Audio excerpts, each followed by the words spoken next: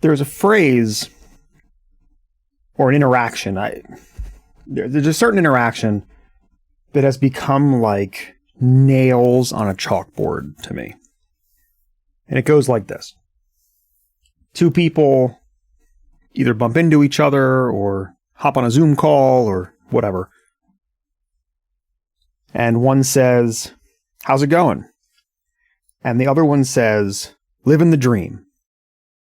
This phrase, "livin' the dream," makes me want to tear my ears off of the sides of my head.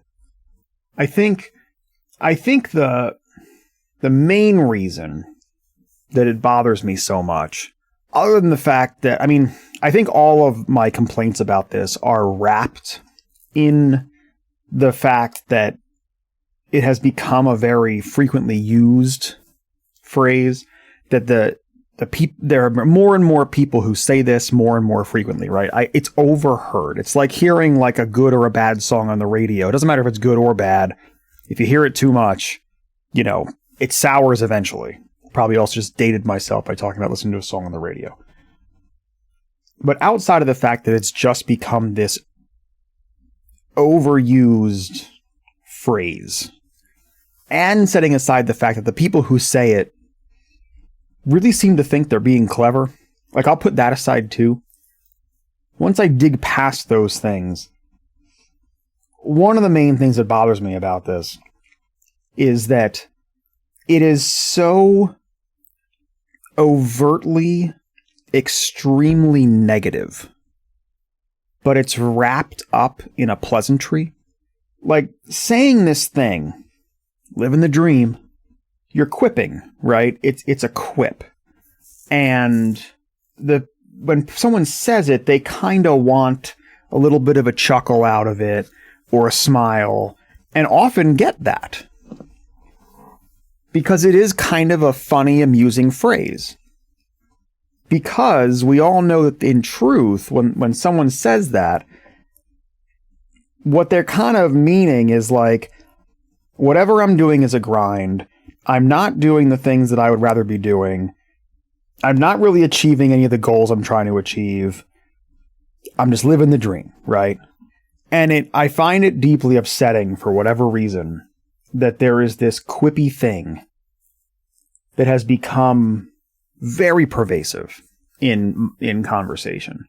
This quippy thing that is so deeply negative, but guised as kind of a jokey, lighthearted phrase. Because if you dig in, if you really sit and think about it, think about what's probably meant by that phrase, I think that well runs deep. Now, people who know me, I don't think it would be a stretch for people to call me at least negative at times, or possibly pessimistic. And actually, I did an episode on this, which I'll link to. It's not my exact viewpoint, but even for me, someone who tends to find things wrong with things, like that is part of one of my gifts in life, for better or for worse, is to listen to something and then figure out the stuff that's wrong with that. Now, I try to put that to good use, and that's what I talked about on the episode that I did. But even for me, someone who could probably pretty honestly be accused of being somewhat negative, this phrase, for whatever reason, has just gotten like stuck in my craw as just something that I find it just deeply, simultaneously depressing, disingenuous, and again, just overused. But the other thing that it brings to mind for me, it's not just that it's negative, and it's not just that it's quippy, and it's not just that it's overused. It's that it shows that when saying it, that all agency, it denies the idea of agency, right? It's kind of like saying, I'll live in the dream. But my follow-up question, like, I just want to be like, well, what's your dream, right? Can you change your dream? Like, if you're not, is it the dream's fault? Is it your fault? Should you change your dream? Should you change what you're doing to achieve the dream you already have? Like, there's a lot of other paths here. outside of simply, grinding through whatever it is you're grinding through, and then when people ask you how you are, saying this sarcastic line of living the dream, it's non-productive. It's kind of like an excuse. It's kind of like saying, as long as I can quip about it, it's somebody else's fault. Like, if you're not living your dream, maybe you need to change your dream. Or maybe you need to change the way you're living. Or both. If your only outlet is to get on Zoom calls and tell everyone you're living the dream, when in fact, you're grinding through something, life in a way that it's just work a day in, day out, no real care about what you're doing, what you've done is turn yourself into a cog. Because I guarantee you, if you're not living your dream, you're probably a cog in someone else's dream. And I hear this so much now, and it just feels like, it's starting to feel like everyone's just really beaten down. Everyone feels like they've lost a lot of agency over what they can and can't do in the world, and what they can and can't do on a daily basis. How much work they have to produce or not. What kind of say they have over the work they're doing or not.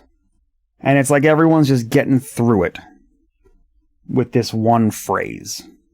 Like, it's not so bad as long as we can quip about it. The next time you say something like this, and again, I know I'm ranting, but this isn't like if you say this, you're an asshat kind of thing. That's not what I'm saying here. What I'm saying is, next time you're thinking about saying this, think about what you're really saying. Or next time you hear this from someone else, think about what they're really saying. Because every time I hear it, what I hear is,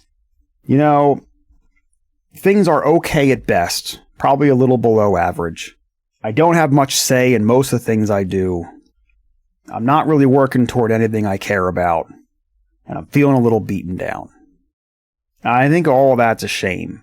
Because if it really is this many people with this increasing frequency, it's a rough place for society to be, I think.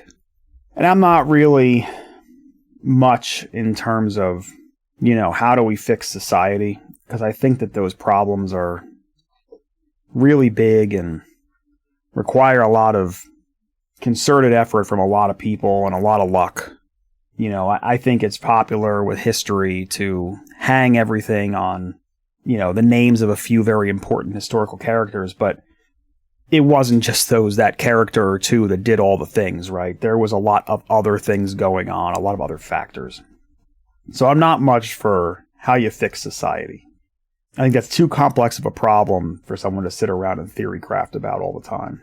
But, maybe you can fix yourself, right? Maybe you can at least do that. Anyway, nails on a chalkboard. I don't like this one. I know it's quippy. I know it's lighthearted. I know it's an easy way to start a meeting. But I think it fundamentally is enabling us all to excuse ourselves for not being all that happy.